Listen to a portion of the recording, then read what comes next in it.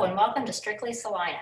We're at Salina Media Connection. I'm Brenda with the Salina Area United Way, and I'm your host today for the Strictly Salina.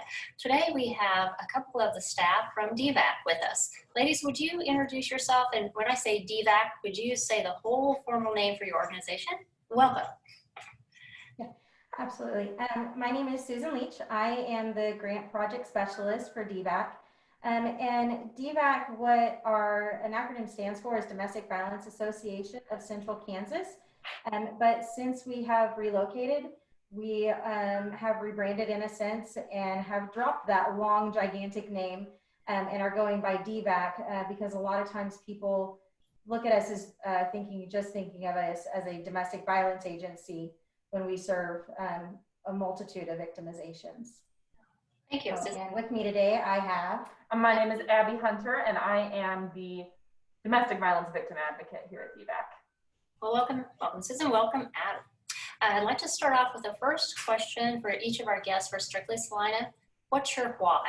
So what's DVACK's why? Well, our mission is to reduce the incidences of domestic violence and its impacts within North Central Kansas, and it goes beyond that.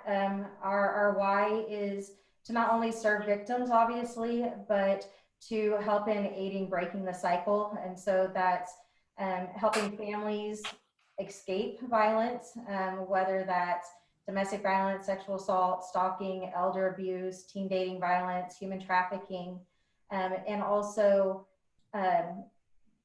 addressing it within our community, because it's not just a victim's problem, it's not DVACK's problem, it's a community-wide problem, and it's very much so prevalent within our communities and the areas we serve. So our why is to not only reduce the incidences of it, but to also engage the community as far as being able to prevent and break that cycle of abuse.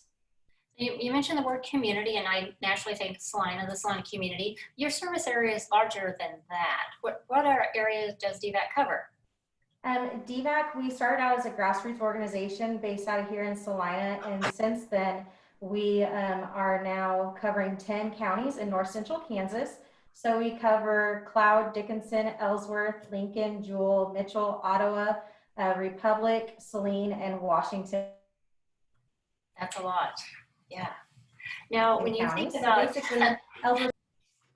now all the things that you listed the organization does, are all those services available in your 10 county service area? Yes. Okay. We do have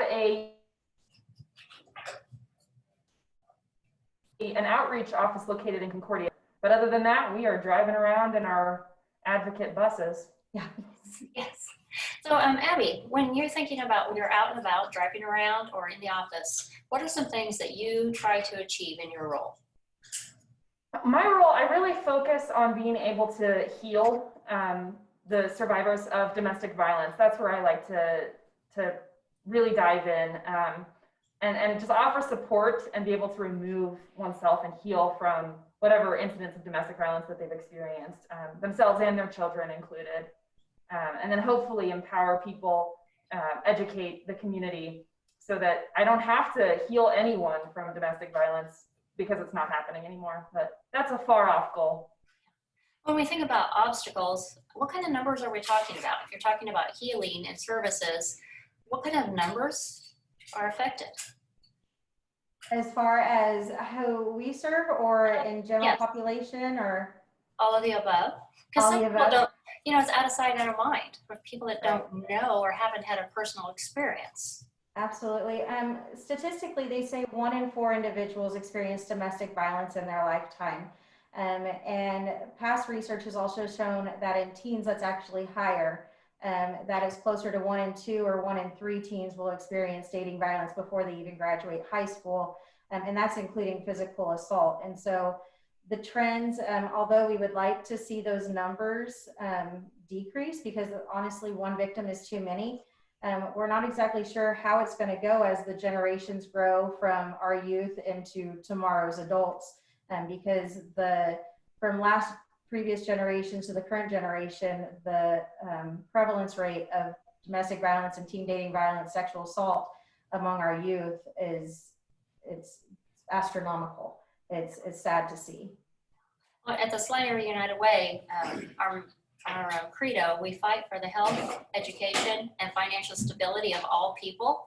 And I'm thinking about right now, I'm by myself here at the studio, and the two of you are sharing a space wearing masks. How has the pandemic affected your work and the need for your services? I think with a pandemic, this is already it's a hidden issue. Domestic violence, sexual assault, human trafficking, they're very hidden. They're in the home, they're behind closed doors. And when you have a pandemic, you have people who are out of a job, who are stuck at home and have nowhere else to go. It's harder for them to reach out to services. So in my professional opinion, I would say that the issue is actually compounded with a pandemic, with people stuck at home. And at DVACK, we're doing everything that we can to make sure that our staff is safe, but that our clients are safe as well. And that includes wearing masks. We're still open to the public. We still operate a full shelter. But we're just also trying to keep in mind that, we're not just keeping people safe from abuse, we're keeping people safe from COVID-19 as well. Yeah. And I'll kind of piggyback on that. With COVID, when it came along, and really the stay-at-home order and everything was starting to shut down, we kind of saw that as well. And I don't know how much of it was kind of how Abby said, victims were at their home and they didn't have those opportunities to get away from their abuser or have an opportunity where they could safely contact us. And so we saw a little bit of a decrease then, and we also weren't sure, is it because people don't know that we're an essential service? And so like Abby said, we are an essential service. We've remained open the entire time. Our shelter facilities remained open. And in the last couple of weeks, we've started slowly opening back up to offering more of our outreach services. So right now we're operating as an appointment preferred, but even throughout this whole pandemic, given our nature of work, we've had people show up on our doorstep because they're in danger and they need help. And unfortunately, they have those times and they've come to our door, and absolutely we let them in and we help them. And so it's kind of been a learning experience for us, trying to figure out with such a close and personal service, how do we address that with the pandemic? But right now, you see us in our masks. We also do temperature screenings for anybody entering our building, including staff, volunteers, vendors, and clientele. We have masks available for everybody coming in. We have hand sanitizing stations throughout. We've got sneeze guards in all of our offices as well. And our bargain basket, we're slowly opening back up as well. So we're kind of treading lightly and seeing how the numbers are going here in Saline County, especially since that's where most of our population is from that we serve. But I'm hoping that we can remain as open as possible to everybody right now. Well, I'm glad you shared this obstacle of the pandemic is affecting you in several ways. And I'm wondering, how do people find out about your services? Would you share with us, do they come find you by referral, calling 211? How does a person go about finding out to share about your services? I think even in our history of working with victims are very innovative and how to keep themselves the safest. They're going to know what's safest for them. We have our social media on Facebook, and during this pandemic, we've seen a huge increase of people contacting us through social media. We also now do like our Zoom, so where we were doing face-to-face contact with a lot of people, now we can do our ongoing counseling and supportive counseling, safety planning, information referral, even our support groups. We're offering through Zoom.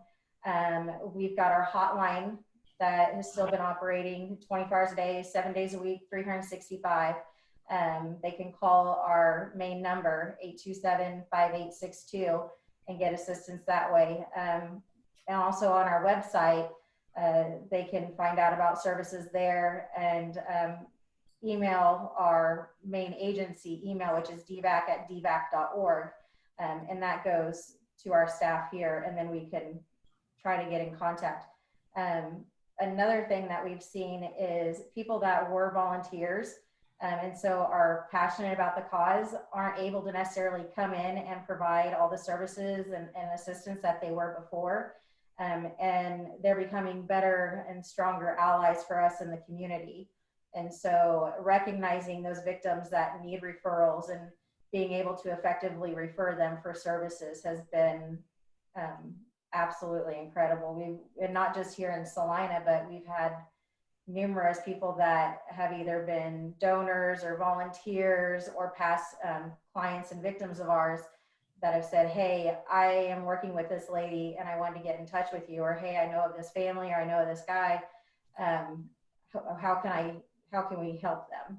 And so we're kind of learning, they're kind of learning at the same way, but we're a crisis center. That's kind of what we do. You never know how things are going to happen. Well, I'm glad that you shared that one way people can be involved is to advocate for the victim, advocate for support. Other ways that people could be involved or people could help your organization there at DVACK? One thing that has been a hard hit also for us is since we are a nonprofit organization, we hold fundraisers every year. And so because of COVID, we weren't able to hold our annual golf tournament or our Casino Royale, which would be coming up this October. And so we've seen people coming out and supporting us with smaller donations. We've been fortunate for the different grants that have come out because of COVID. But that's something that has hit our agency pretty hard is annually our fundraisers typically bring in around $90,000 a year, and we aren't able to hold either of those. And with our funds being depleted also with our shelter right now, we used to be able to house 36 individuals and have more of a shared bedroom. And so 2 or 3 families, depending if it was a single lady or a mom with a child or another mom with a child, be able to share a bedroom. Because of social distancing, now we can only house 8 households because we have 8 separate bedrooms. And so we're having to do more emergency accommodations throughout our communities, either here in Salina or up in Concordia. And that wasn't something when we started our budgets that we anticipated, because when we were all writing grants last year, COVID wasn't happening. So having not only not being able to host our fundraisers like we typically do, but now also the additional expenses that we didn't anticipate is kind of hard. So we've had several people ask us, how can we help? We've had people bring us meals. We've had for shelter, we've had people donate and say, we want this to go towards whatever service and do that. We've also had volunteers that say, hey, since I can't volunteer, I want to do a drive for you guys. What's something that you need? And so people have been able to pull around and be really supportive and aid our mission and our agency financially as well. That's so good to hear. It's heartwarming. What is that emoji that looks like someone's hugging or their hands over their heart? That sounds what's happening over at DVACK. In case you just joined us, I'm Brenda Gutierrez with the Salina United Way, and I have 2 staff from DVACK joining us today. And another thing I'd like for you to share as we're doing our Strictly Salina, what needs do you anticipate now? Thinking 2020, almost 2021, knowing we still have COVID, there's still the abuse, neglect, and all the different categories that you named. What can people do? What do you see what's coming ahead, and what needs might you have for 2020 and 2021? Gosh, that is a loaded question, Brenda. Especially with everything that's happened in 2020 that we never really saw coming. We need volunteers and community allies more than ever. Like Abby said, the stay-at-home orders and the pandemic further compound the isolation that is an all too common tactic of domestic violence. The individuals that we have coming in now, we just had a lady come in the other day and there wasn't much on her face that wasn't bruised. Oh. And so where before people were going out in the community, now those can be hidden within the 4 walls. And so having people within the community who can advocate for our services, advocate for the victims to know that they're not alone and that there is help out there, help spread the word that we are open. We're here to help, and no matter what your situation is, I think a lot of times when somebody says, oh, you should go to DVACK, you should check out DVACK, a lot of times what victims hear is you need to go to shelter, and DVACK is so much more than just an emergency shelter. And so for the community to be able to pull together and advocate and educate and any way that they could assist us in that mission is greatly appreciated. I would say that if you are a community member tuning in right now, it's hard enough for somebody who's in the midst of an abusive situation to reach out and call. They're stuck behind four walls. Their abuser may be stuck behind four walls. It seems as easy as picking up the phone and calling, but an abuser may be right in the other room and can hear. They don't even have that opportunity. So if you are with that person, not even telling them what they need to do, but offering, do you want to go in? Do you want to call? I will call DVACK with you. I think that's been really very successful. I had Dr. Bashamp's office call, for example, with a client on behalf of a client, or encourage them to, hey, use our phone. Let's call. Let's just see what they're all about. It's really intimidating to reach out, even if they want to, even if they feel they need to. It's really hard to open up that door, and being willing to do that with them is a huge help in and of itself. Yeah. Well, Susan, would you review for us before we sign off for the day for Strictly Salina, what services, the different groups and the services that you guys provide there? Yeah, absolutely. So like I said earlier, we provide services to 10 counties in north central Kansas. So Cloud, Dickinson, Ellsworth, Cloud, Dickinson, Ellsworth, Jewell, Lincoln, Mitchell, Ottawa, Republic, Saline, and Washington counties. Obviously, if somebody's outside of those service area, we're still going to provide for their immediate needs.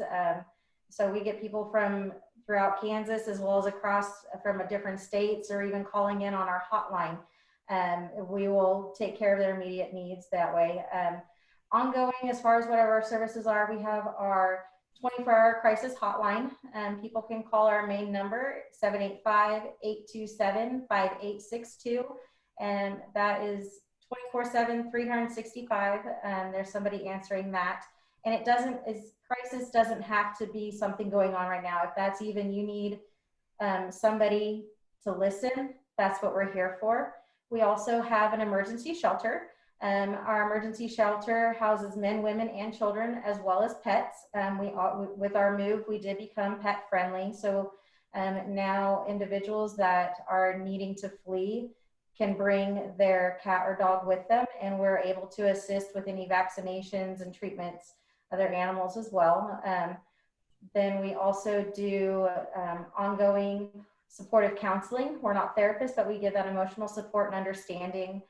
Safety planning, information referral, court advocacy. We're still helping out with protection orders, so protection from abuse, protection from stalking. We also do emergency financial assistance, so assistance with food and clothing, household items, school supplies, you name it. Pretty much if your house was to burn down and you need to set back up in a new place, experiences as well. And so a lot of times they have nothing more than what's on their back. So we help with the emergency financial assistance. We have support groups. And we offer a men's support group, a sexual assault survivor support group, as well as a reconnecting families, which focuses on the parent-child relationship and repairing and strengthening those bonds. We also do transportation assistance. So if somebody is at a safe location, we can't go to a victim's home, unfortunately, due to safety concerns as well. But if we can meet at a safe location, then we can help get them to court, get them to doctor's appointments, come in and see an advocate. You name it. So, maybe even get them. Those are just some of our services that we do. And really what I always tell somebody is, if you're not sure, ask, because if we don't do it, we probably know somebody that does, and we can. That's a great great. I would say Salina is rich in resources that way. It's an opportunity to be proud of the things that we have to share in our community, the different resources, to refer each other to other nonprofits or other things that are in our service areas. Great news. Well, thank you. Definitely. I can tell you're both, even though behind the mask, the energy and the passion for your mission and your cause. Thank you. Thank you, both of you, for joining us today on Strictly Salina. Our guests today were from DVACK. So, Abby, and Thank you very much, Brenda. Yeah, thank you for joining us. I'm Brenda with the Salina United Way and Strictly Salina. Thank you so much.